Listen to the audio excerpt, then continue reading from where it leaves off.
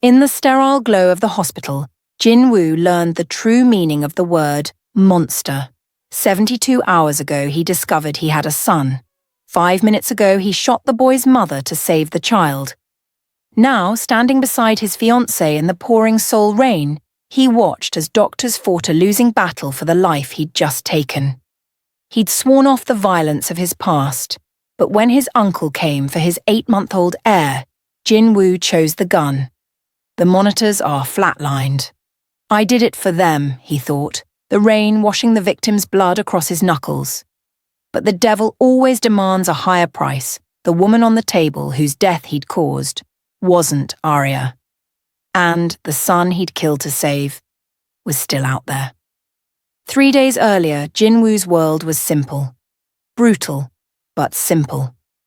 He ran the most feared organization in South Korea, controlled territories that stretched from Busan to the Chinese border, and had enough blood on his hands to paint the Han River red.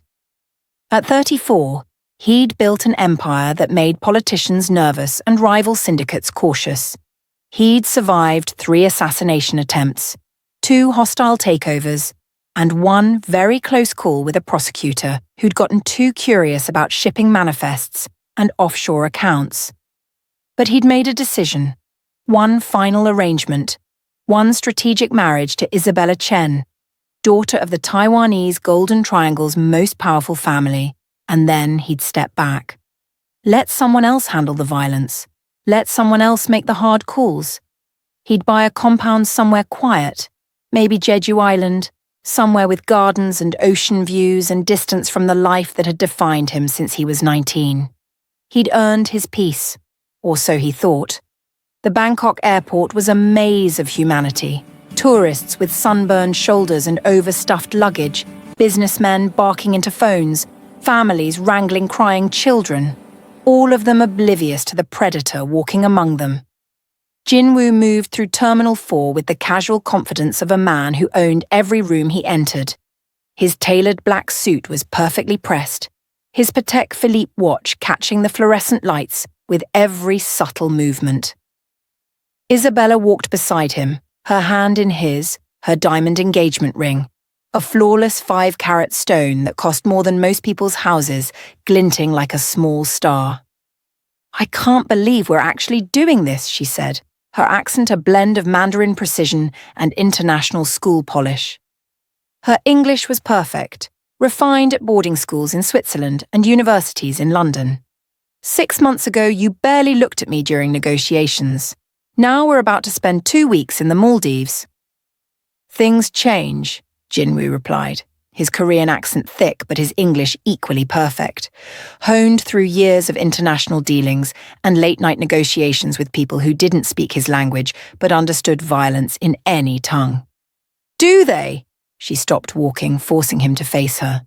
Her eyes were dark, intelligent, searching. "Or do people just pretend they change?" It was a fair question.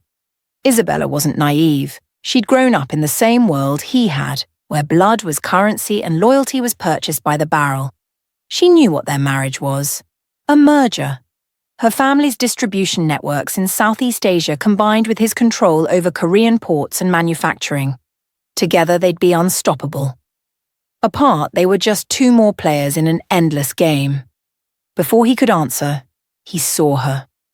Time didn't slow down. That's a myth. Something Hollywood invented to make moments feel weightier. Time shattered. 1 second he was walking through an airport terminal thinking about resort reservations and whether he'd remembered to pack his passport. The next second, every single thought in his head evaporated except one. Her. Arya stood near Gate 67, 30 feet away, and she wasn't alone.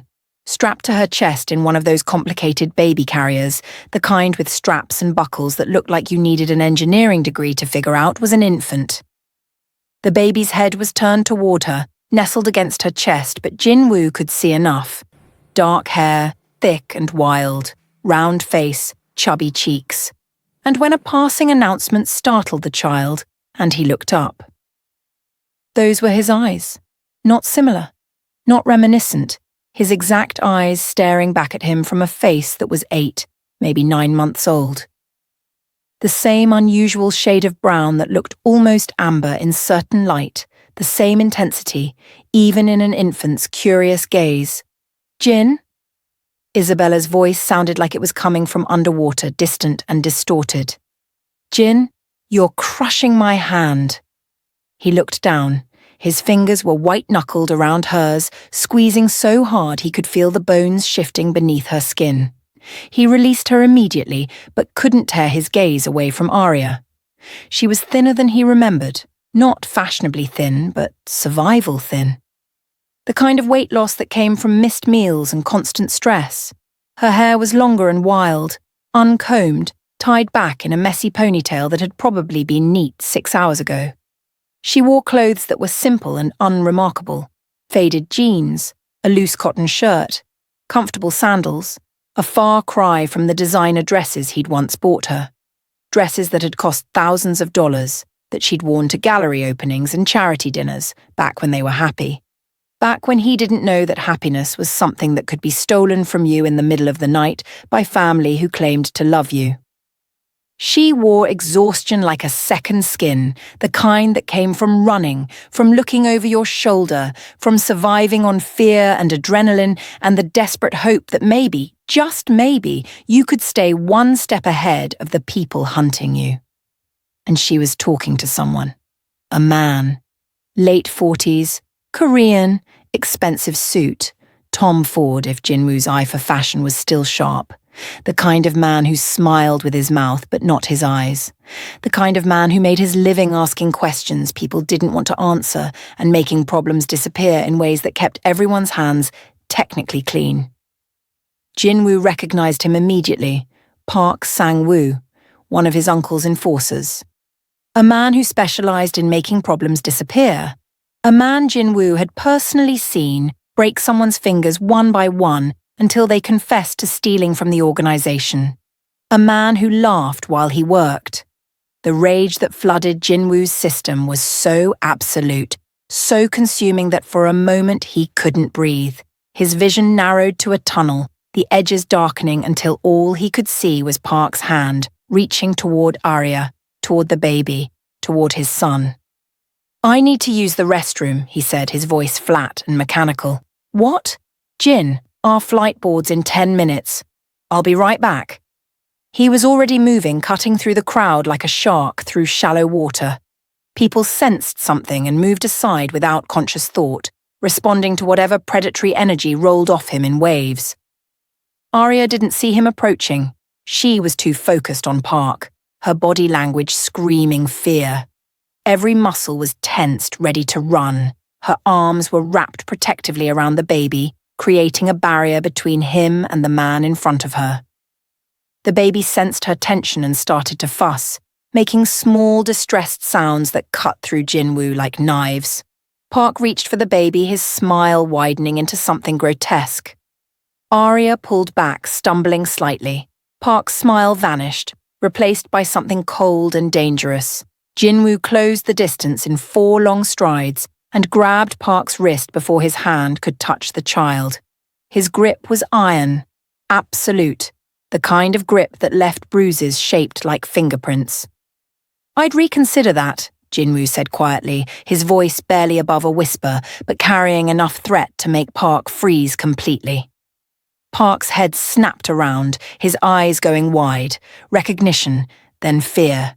Then a desperate attempt to salvage the situation flickered across his face in rapid succession. "Boss, I was just following orders. Shut up." Jin-woo's grip tightened until he felt bones grinding together, cartilage compressing. "Walk away. Now." "Your uncle said." "My uncle doesn't give orders anymore. I do. Walk. Away." Park looked at Arya, at the baby, then back at Jin-woo. Whatever he saw in Jin-woo's face made the decision for him. He yanked his wrist free, cradling it against his chest, and disappeared into the crowd without another word. Jin-woo made a mental note to deal with Park later, permanently. Jin-woo turned to Arya. She was staring at him like he was a ghost, like he was something impossible that had materialized out of her worst nightmares. Her eyes were wider than he'd ever seen them, rimmed with dark circles that spoke of sleepless nights and constant vigilance. "How did you—" she started, her voice cracking. "Is he mine?" The question came out like a knife, sharp, clean, unavoidable, 3 words that carried the weight of 14 months of absence. Aria's mouth opened, closed, her arms instinctively tightened around the baby, who had stopped fussing and was now staring at Jin Wu with those impossible familiar eyes.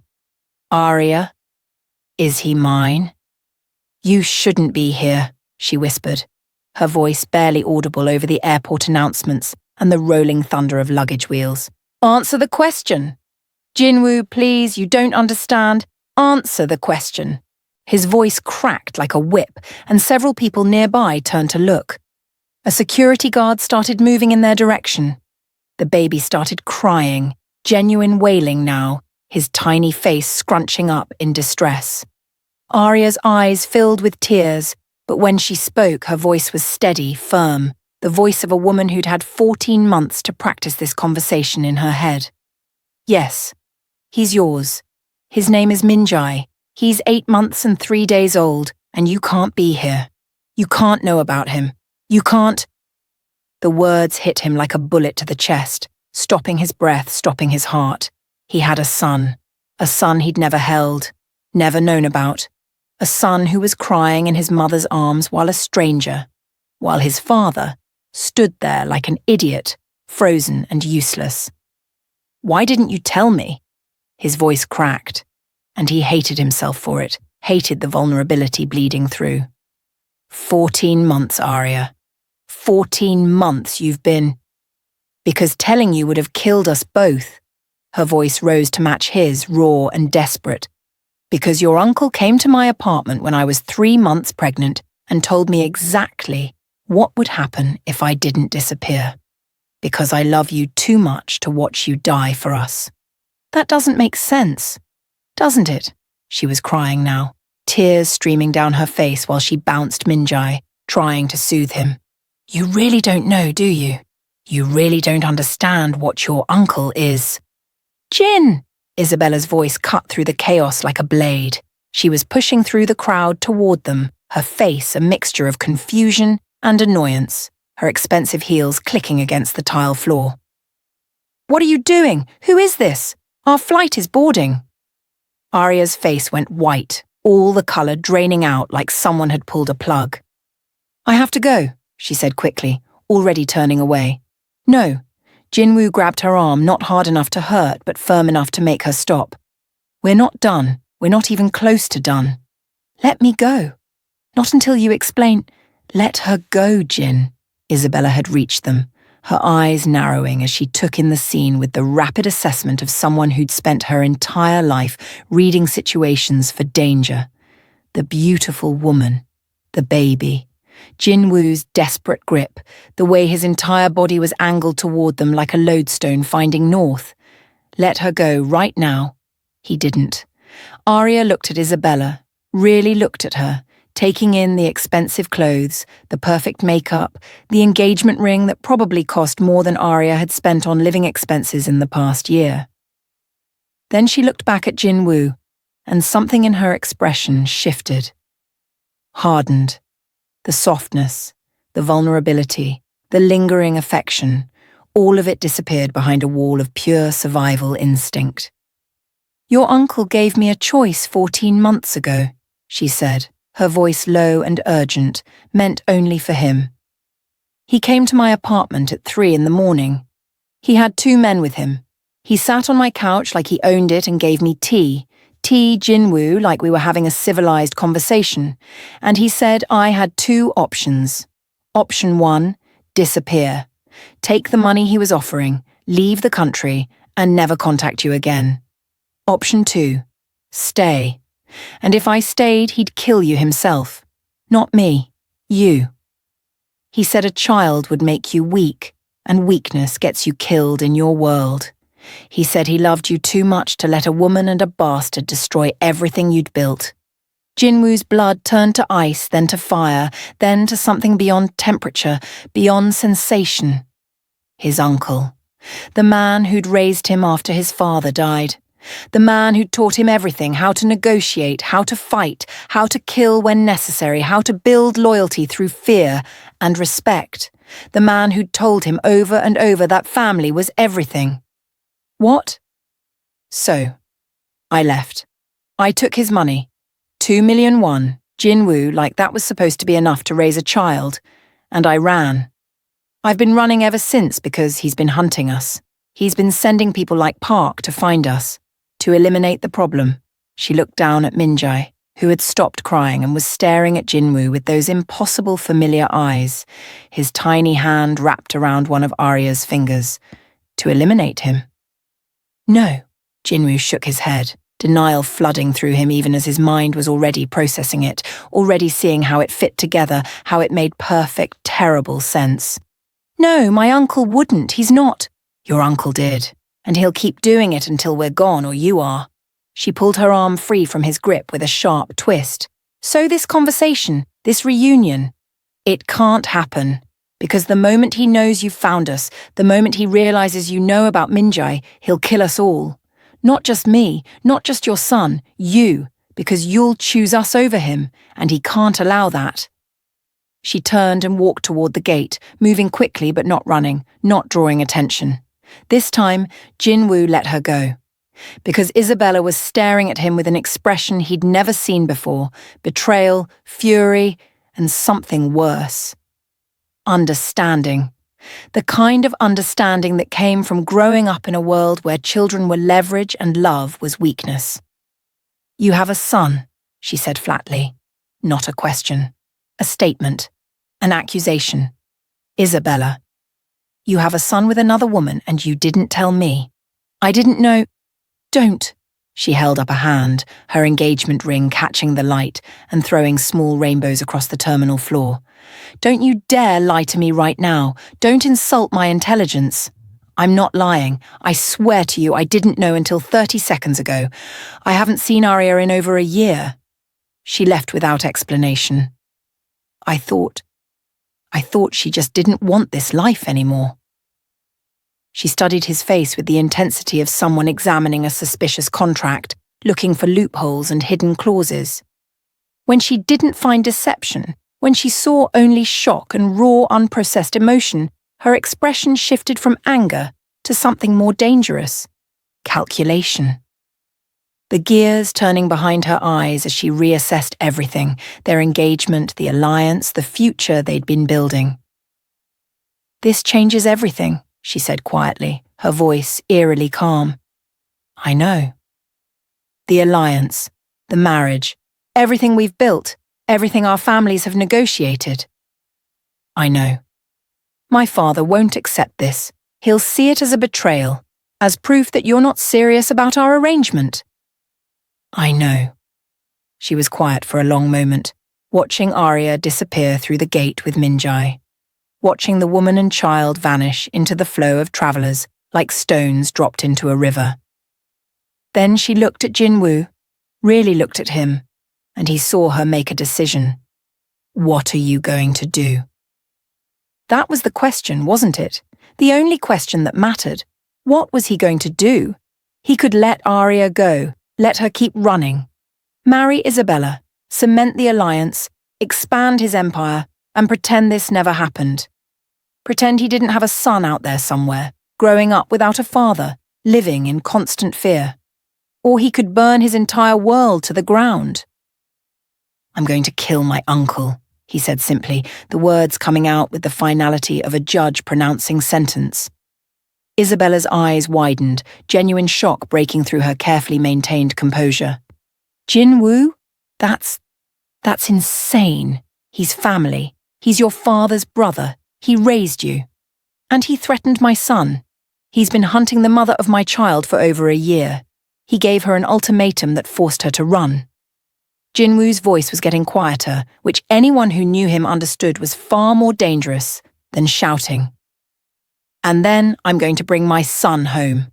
I'm going to find Arya and Min-jae, and I'm going to make sure they never have to run again. You can't be serious. You'll start a civil war within your own organization.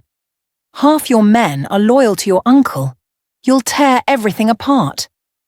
He looked at her, really looked at her, and saw the moment she realized he was completely, absolutely serious. I'm going to give you a choice, Isabella. Right here, right now. You can walk away from this. Annulment, clean break, no hard feelings. Your family keeps the business connections we've already established. I'll even throw in some territory in Busan as a goodwill gesture. Or you stay. You accept that I have a son, that I'm about to start a war with my own blood, that everything's about to get very, very messy, that our marriage, if it happens at all, will be complicated in ways we never discussed. She stared at him for what felt like an eternity, her expression unreadable. Then she did something that shocked him. She laughed. Not a happy laugh. Not even a bitter laugh. It was the sound of someone who'd just realized that the universe had a sense of humor after all, and that sense of humor was cruel. You really think I'm going to walk away? She asked, her voice carrying a note of something almost like admiration. You think I'm going to let you throw away everything we've built because of some woman and a baby? He's not some baby. He's my son. He's leverage. Her voice turned cold, pragmatic, the voice of someone who'd learned to survive by thinking 3 moves ahead. And if your uncle knows that, then everyone else will too. Every enemy you've ever made will use that child against you. Every rival who wants your territory will threaten him. You're making him a target. I know. Jin-woo pulled out his phone, already scrolling through contacts. Which is why I need to move fast. Which is why I need to end this before it gets worse. He made a call, and when his second-in-command answered, he spoke quickly, urgently. Chen-wei, I need everything. Every movement my uncle's made in the last 2 years, every account, every contact, every meeting, every secret he thinks he's buried. Financial records, communications, everything. I want it all on my desk in 6 hours. Boss, what's going on? What happened? War, Jin-woo said simply, the word hanging in the air like smoke. We're going to war. And Chen-wei? This stays between us. Nobody else knows. Not yet. He hung up and looked at Isabella expecting anger, expecting her to walk away, to cut her losses and preserve the alliance with her family intact. Instead, she shook her head slowly, a small smile playing at the corners of her mouth. I'm not walking away, Jin-woo. But understand this, I'm not doing it for love. I'm not doing it because I believe in fairy tales or second chances or any of that romantic nonsense. Then why? Because if you're going to start a war, I want to be on the winning side. And despite everything, despite this insanity you're about to unleash, I think you're going to win. She straightened her shoulders and he saw the woman she'd been trained to be from birth, the strategist, the player, the survivor. Plus, taking down your uncle means a power vacuum, means reorganization, means opportunity. Fair enough. And when this is over, she continued, her voice firm, we're going to have a very long conversation about what happens next, about what our arrangement looks like with a child in the picture, about expectations and boundaries. Agreed. They stood there in the middle of the Bangkok airport, 2 people whose engagement had just transformed from a strategic alliance into something far more complicated. Around them, travellers rushed past, oblivious to the fact that they were witnessing the moment before a war began. So, Isabella said finally, what's the plan? Jin-woo watched the gate where Arya had disappeared, his mind already calculating angles, strategies, vulnerabilities. He'd spent 15 years building an empire. Now he was going to use every lesson he'd learned to protect the family he didn't know he had. First, he said, we find them before my uncle does. Chen-wei will track their movements, figure out where they're going, and then I become the monster my uncle always feared I'd be. Because here's what Jin-woo had learned in his years of running an empire built on blood and fear. There were rules to violence, lines you didn't cross, codes you followed, even in a world where codes seemed meaningless. You didn't hurt children. You didn't target families unless absolutely necessary. You kept business and personal separate. But those rules didn't apply when someone threatened your child. Those rules didn't matter when someone tried to erase your bloodline. And his uncle was about to learn that lesson the hard way. 6 hours later, Jin Wu stood in a penthouse suite overlooking Bangkok's glittering skyline. The city spread out below like a circuit board, millions of lights creating patterns that looked almost beautiful from this height. Isabella was in the bedroom making calls to her father, managing the fallout, spinning the situation in ways that would preserve their alliance while giving Jin Wu room to operate. Spread across the table in front of him was everything he needed to destroy the man who'd raised him. Financial records, bank statements, wire transfers, encrypted communications that Chen Wei's team had decoded, photographs of meetings that weren't supposed to exist, voice recordings of conversations that should have stayed private. His second-in-command, Chen Wei, stood beside him, a compact man in his 40s with grey temples and the calm demeanour of someone who'd seen everything and could no longer be shocked. "Your uncle's been busy," Chen Wei said, pointing to a document with a pen. "He's been embezzling from the organisation for 3 years. Over 2 billion won, maybe more. We're still finding accounts. Keep going. He's also been meeting with the Yakuza, the Yamaguchi Gumi specifically. Planning some kind of coup. He was going to use your marriage to Isabella as a distraction, stage your assassination during the honeymoon, blame it on rivals, then step in as the grieving uncle, forced to take control to prevent chaos." Jin Wu's jaw tightened, a muscle jumping beneath the skin. "And the woman, Arya?" Chen Wei pulled out another file, this one thicker, more detailed. He's had teams tracking her for over a year. 3 attempts on her life that we know of. Once in Manila, once in Ho Chi Minh City, once in Phuket. She's only alive because she's smart, keeps moving, never stays in one place more than a few days, uses cash only, no credit cards, no paper trail. Where is she now? That's the problem, boss. She boarded a flight to Kuala Lumpur 2 hours ago, but she never arrived. Jin Wu's blood ran cold. What do you mean she never arrived? The flight landed on schedule. She checked in, went through security, boarded the plane, but when they landed, she wasn't on it. Neither was the baby. Then where the hell is she? Chen Wei shook his head slowly. We're working on it. Airport security footage is being reviewed. But boss, there's something else you need to know. What? Your uncle knows. He knows you made contact with her at the airport. Park called him immediately. He's already mobilizing his people. He's got teams in every major city in Southeast Asia looking for her. Jin Wu stared at the files, at the evidence of betrayal stacked so high it would take years to unpack. His uncle hadn't just threatened Arya. He'd been systematically planning to take everything Jin Wu had built. The organization, the territory, the power, all of it. And Arya and Minjai were just obstacles to be eliminated. Then he made a decision. Call an emergency council meeting, he said quietly, his voice carrying the kind of calm that preceded violence. Every senior member, tomorrow night, the compound outside Seoul. Boss, are you sure that's wise? If your uncle is planning a coup, I'm counting on it. Tell him I want to discuss succession planning. Tell him I'm having doubts about the marriage, about the alliance with Isabella's family. Make him think he's won. Chen Wei's eyes widened with understanding. You're setting a trap. I'm ending this, one way or another. This is going to get bloody. I know. Jin Wu looked out at the city, at the millions of lives being lived below, people who had no idea that empires rose and fell in the shadows while they slept. But I'm done pretending to be civilized. My uncle wanted a monster. He's about to get one. Because somewhere out there, Arya was running with his son. Somewhere out there, a woman who'd once loved him was terrified for her life, looking over her shoulder wondering if every stranger was an assassin sent by his family. And somewhere out there, his 8-month-old son, a child he'd never held, never spoken to, never promised to protect, was growing up knowing only fear.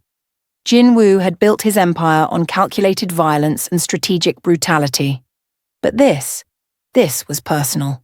And when Jin Wu made things personal, people didn't just die. They were erased from history. Their names became warnings.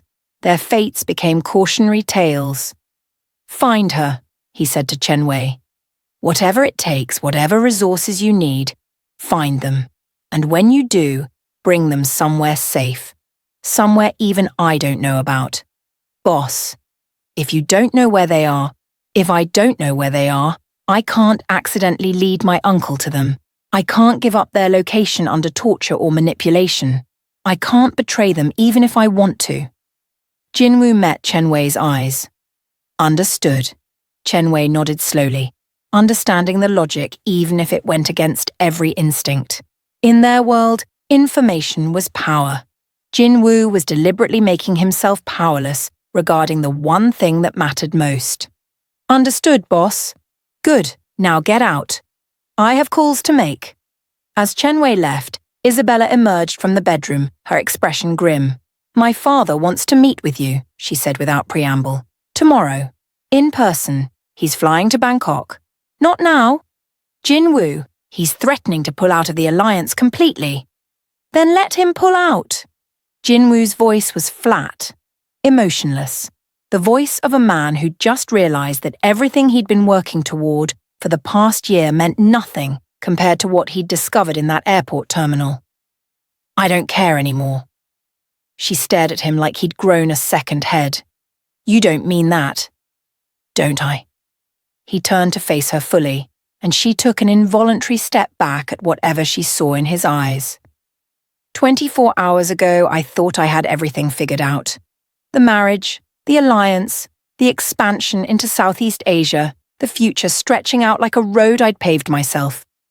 And then I discovered I have a son who's been living in fear, who's been running, who's been denied his father because my uncle decided he was disposable. So what? You're going to throw away everything we've built for a child you've never met? For a woman who left you? Yes. The word hung in the air between them, absolute and unyielding.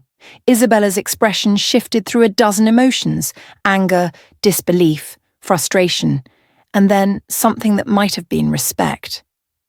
"You're serious," she said finally. "You're completely serious." Completely. She was quiet for a long moment, processing, recalculating. Then she sat down at the table, poured herself a drink from the bar, and looked at him with new eyes. "Okay," she said. "Then I'm in. For real this time." "What?" "You heard me. I'm in."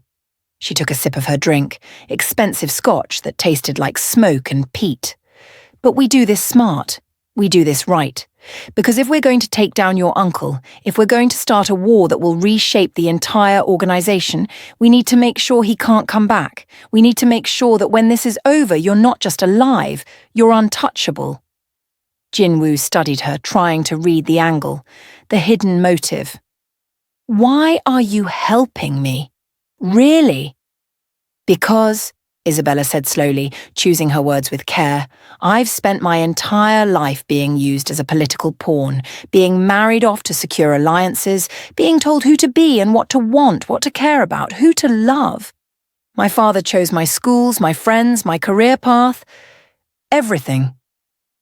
She met his eyes, and for the first time since he'd known her, he saw something genuine beneath the polished surface. "And for the first time in my life, I'm watching someone actually fight for what they want, instead of just accepting what they're given. It's refreshing, maybe even inspiring. This isn't going to be pretty. People are going to die. Nothing worth doing ever is pretty." She raised her glass in a mock toast. "So, to burning it all down?" Jin Wu picked up a glass and poured himself a drink, the same scotch, the same expensive amber liquid that cost more per bottle than most people earned in a month. "To burning it all down," he agreed. They clinked glasses, the crystal ringing like a bell. And outside in the Bangkok night, somewhere in the city's endless maze of streets and alleys and hidden spaces, Arya held Minjai close and prayed that the father her son had never known would find them before the men hunting them did. Because she'd been running for 14 months. and she was so tired. But what Arya didn't know, what she couldn't possibly know because the trap had been set so perfectly, was that the woman Jin Wu would shoot 3 days later outside that hospital wasn't her. It was someone else. Someone wearing her face, her clothes, carrying a child that looked exactly like Min Jae. Someone sent by his uncle to lure him into making a mistake. And the real nightmare? The real nightmare was that his uncle had been 10 steps ahead the entire time. To be continued in episode 2, when Jin Wu discovers the woman he shot was a decoy, he'll realize his uncle has been playing a game far more sophisticated than he imagined. And when Arya finally stops running and confronts the man hunting her, she'll discover that some family legacies are written in blood. And her son was born into a war that started long before he took his first breath. Subscribe now because what happens next will shatter everything you think you know about loyalty, family, and the price of protection. Drop a comment and tell me, should Jin Wu trust Isabella, or is she playing her own game? And what would you do if you discovered you had a child you never knew existed? Episode 2 drops soon, and trust me, you don't want to miss what's coming. The body count is about to get a lot higher, and not everyone makes it out alive.